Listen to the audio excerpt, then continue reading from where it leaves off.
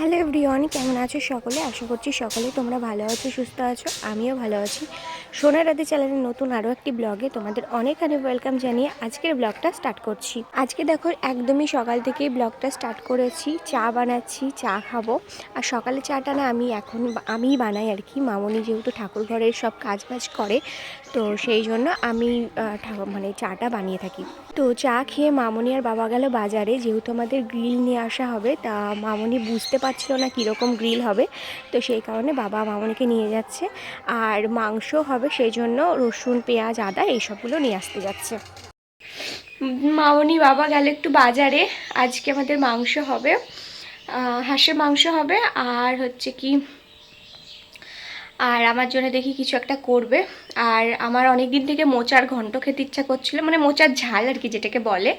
তো মোচা নিয়ে এসেছে অলরেডি মামনি, তো মানে বানাতে ভুলে গেছে। তো আজকে ভেবেছি, মামনিকে বলেছি যে আজকেই করো।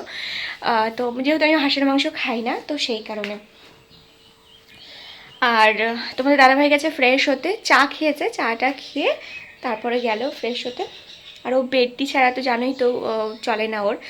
তো এই হচ্ছে ব্যাপার, কথা বলছেন, হ্যাপি আছি। আর রিপোর্ট এসেছে কালকে, যেহেতু দেখলেই ইয়ে করেছিলাম, ওই টেস্ট করিয়েছিলাম, তো তার জন্য রিপোর্ট দিয়েছে। রিপোর্টটা তোমাদের বলছি, দাঁড়াও। তো এই যে এই হচ্ছে রিপোর্টটা দিয়েছে, তোমাদেরই দেখাচ্ছি। আমি এখনও খুলে দেখিনি রিপোর্টে কি এসেছে। বললো সব কিছুই ভালো আছে। তো সুগারটা ঠিকঠাকই আছে, নর্মাল যেরকম থাকে প্রতিবারই আমার সেরকমই আছে, 72.1। আর হিমোগ্লোবিনটা একটু কম এসেছে, আগের বার এসেছিল 12, এইবার এসেছে 10.5, একটু কম এসেছে। তো এই হচ্ছে ব্যাপার। দেখি ডক্টরকে দেখাবো, ডক্টর কি বলে দেখি। আগে অবভিয়াসলি জয়ঙ্কুশদার সাথে কনসাল্ট করব, জয়ঙ্কুশদাকে জানাবো, যেহেতু ওনাকে না জানালে হয় না। তো উনি বলেন, তারপরে গিয়েই আমি কিন্তু টেস্টগুলো করি। তো এই হচ্ছে ব্যাপার। তো যাই হোক, এখন বিছানা তুলবো। আর হিমোগ্লোবিনটা নিয়ে আমি না টেনশন করি না, তার কারণ হিমোগ্লোবিনটা আমার ওঠানামা করে প্রতিবারই, নর্মালেই থাকে। তো সেই কারণে আমার খুব একটা টেনশন নেই। আমার সুগারটা নিয়ে বেশি টেনশন ছিল, যে সুগারে কি আসবে, সুগারটা যেন নর্মাল থাকে। তো ঠাকুর করে সুগার টুগার সব কিছুই নর্মাল। আমার প্রেগনেন্সির প্রথম দিক থেকেই কিন্তু আমার সুগার একদমই নর্মাল ছিল। আর আরও কিছু কথা তোমাদের সাথে শেয়ার করবো আজকের ভিডিওতে। সেটা হচ্ছে, তোমরা অনেকে আমার কাছে প্রেগনেন্সি ব্যাপার নিয়ে অনেক কিছু জানতে চেয়েছো। তো অবশ্যই আজকের ব্লগটা তোমরা দেখতে থেকো লাস্ট পর্যন্ত, কেউ স্কিপ করবে না। আমি লাস্টে বলবো তোমাদের সমস্ত কিছু, যেহেতু এখন একটু তাড়াতাড়িতে আছি, তার কারণ বিছানা তুলবো, মাংস হবে যেহেতু। তো 3-4 রকমের রান্না হবে আজকে, বোনদের বাড়িতেও পাঠানো হবে মাংস। তো সেই কারণে মামনি আর বাবা গেছে বাজারে। আর আমাদের আজকে গ্রিলও মানে দেখতে গেছে, মানে কোন গ্রিলগুলো লাগানো হবে না হবে। তো এক এক করে সমস্ত ব্লগ তোমাদের সাথে শেয়ার করব, ঘরের ব্লগ তো শেয়ার করছি এক এক করে। তো কবে কি করা হচ্ছে না হচ্ছে সেটাও তোমাদের সাথে শেয়ার করব। তো যাই হোক, চলো আগে বিছানাটা তুলে তারপরে যাব হচ্ছে বাইরে, রসুন টসুন পেঁয়াজ যেগুলো আছে সেইগুলো ছুলবো।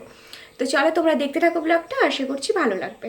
আচ্ছা, একটা জিনিস তোমাদের দেখাচ্ছি, দাঁড়াও। এই ইনারগুলোর অবস্থাটা এরকম কেন হয় আমি না বুঝে পাই না আসলে।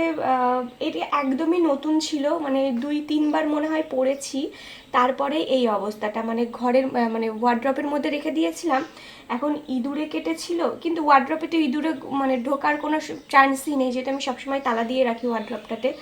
তো কেন এরকমটা হয় বুঝি না। আমার সবার সাথে কীরকমটা হয়, মানে কি করে ছেড়ে এই জায়গাগুলো, মানে ফুটো ফুটো দেখো কীরকমভাবে ছেড়ে, ঠিক না ছিঁড়লে তো পুরো ছিঁড়ে যাবে, কিন্তু এরকম ফুটো ফুটো দুটো ইনারে আমার এরকম অবস্থা হয়েছে, কেন কি জানি বুঝে পাই না। তোমাদের সাথে কীরকম হয়? যখনের সাথে এরকম হলে আমাকে প্লিজ জানিও তো এর সলিউশন কি। আচ্ছা, আজকে তোমাদের কিছু কমন কোশ্চেনের অ্যান্সার দেবো, যেগুলো তোমরা আমাকে জিজ্ঞাসা করছো। তো আমি দেখেছি কিন্তু না রিপ্লাই দেওয়া হয়ে ওঠেনি, তো ভাবলাম যে চলো আজকেই দিয়ে দিই। আচ্ছা, ফার্স্ট একটা দিদিভাই কমেন্ট করেছে, সুমনা সরকার, লিখেছে দিদিভাইটা যে তুমি মাছ মাংস খেতে পারো। হ্যাঁ, আমি প্রথম থেকেই কিন্তু খেতে পারতাম, শুধু প্রথম 1 মাস মতো খেতে পারিনি, 2 মাসের পর থেকে সমস্ত কিছুই আমি খেতে পারতাম।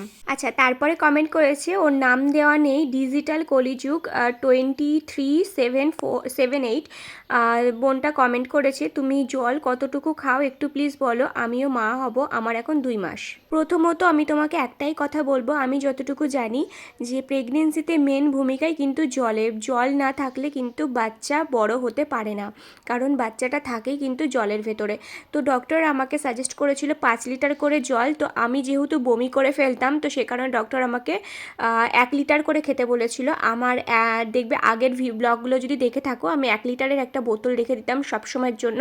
তো 1 লিটারের করে আমি জলটা খেতাম, মানে সবসময় খেতাম না, খাওয়ার পরপর কিছুক্ষণ পরপর করে খেতাম, কারণ যেহেতু আমি বমি হয়ে যেত, জল জাতীয় জিনিস কিছু খেলেই আমার বমি হয়ে যেত, তো সেই কারণে।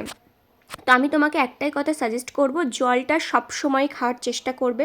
5 লিটার না হলেও 1 লিটার করে হলেও তুমি কিন্তু খাওয়ার চেষ্টা করবে, কিন্তু সব সময় খাবে জলটা, মানে ভাত খাওয়ার মতোই কিন্তু জলটা খেতে হবে সব সময়ের জন্য, কারণ বাচ্চাটা থাকেই কিন্তু জলের ভেতরে, জলের ঘাটতি একদমই করা চলবে না। আমারও জলের ঘাটতির জন্য কিন্তু বাচ্চার ওয়েট কমে গেছিলো, খাওয়া দাওয়া আমার সব কিছু ঠিকঠাক ছিল। আমি যখন নেক্সট ডক্টরের কাছে ইউএসজি করতে যাই, তখন আমাকে ডক্টর এই একটাই কথা বলেছিল যে জল সব থেকে বেশি খাবে, ভাতটাতে একটু কম খাও ঠিক আছে, কিন্তু জলটা যেন কম না থাকে, জলের ঘাটতি যেন একদমই না পাওয়া যায়। আচ্ছা, নেক্সট একজন কমেন্ট করেছে, সৌরভ প্রধান, ও লিখেছে প্রেগনেন্সি সবুজ আঙুর খাওয়া যাবে। দেখো, আমি আমার কথা বলছি, আমি আমার ডক্টর আমাকে প্রেগনেন্সিতে সবুজ আঙুর খেতে, মানে আঙুর জাতীয় কোনো জিনিসই খেতে বারণ করে দিয়েছে, তো সেই কারণে আমি না খাই না। তো তুমি যে দেখ, সব ডক্টর তো একই রকম সাজেস্ট করে না, তাই না? তো তুমি যে ডক্টর দেখাচ্ছ সেই ডক্টরের সাথে কনসাল্ট করো, আমার মনে হয় সেটাই সব থেকে বেশি বেটার হবে। আচ্ছা, অনেকের অনেক যেটুকু কোশ্চেন ছিল আমি রিপ্লাই দেওয়ার চেষ্টা করেছি, তো আরও কিছু কোশ্চেন আমি নিয়ে রেখেছি, তো সেগুলো রিপ্লাই দেব। তো তোমরা অনেকে আমাকে কমেন্ট করেছো যে দিদি, অনেকে এরকমও কমেন্ট করছো বিশেষ করে, যে দিদি চিনির ভাই আসতে চলেছে কি চিনির বোন আসতে চলেছে, এরকমভাবে বলছো তোমরা। তো ভালো, বেশ সবাই এই ব্যাপারটা তোমরা মানে আগ্রহে আছো যে কি হতে চলেছে না হতে চলেছে। আমিও ভীষণভাবে ওয়েট করে আছি যে কি হবে। তো দেখা যাক কি হয়, ভাই হয় কি বোন হয় বা তোমাদের কে হয়, যেটাই হবে একটা মা হিসেবে আমার কাছে সব থেকে বড় ব্যাপার আর কিছুই না, যেন সুস্থভাবে হয়, যেটা প্রতিদিনই আমি বলে থাকি। তো যাই হোক, তো ব্যাপারটা হচ্ছে, তোমরা কিছু কমেন্ট করেছো যে দিদি ডেলিভারি ডেটটা এখনও তো বললে না, কবে তোমার বা কত মাস চলছে, স্বাদের ব্যাপারটা বলো, সব কিছুই বলবো। স্বাদের ব্যাপারটা হচ্ছে কি, খুব তাড়াতাড়ি তোমাদের সাথে শেয়ার করব স্বাদের ডেটটা, আপাতত শেয়ার করছি না, তার একটা কারণ আছে, কিছুদিনের মধ্যেই করব, কিছুদিন বলতে কি আর 4-5 দিন যাক, তারপরে আমি শেয়ার করে দেবো, কাল পরশুর ভিতরে দিয়ে দেবো। আর যেটা বলবো সেটা হচ্ছে মাস, কত মাস চলছে, আমার এখন 8 মাস রানিং, লাস্টের দিকে, ঠিক আছে, 8 মাসের মানে 9 মাসে পড়বো এবার।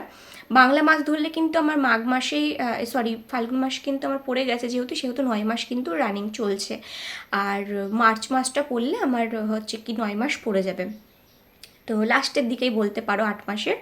তো এই হচ্ছে ব্যাপার।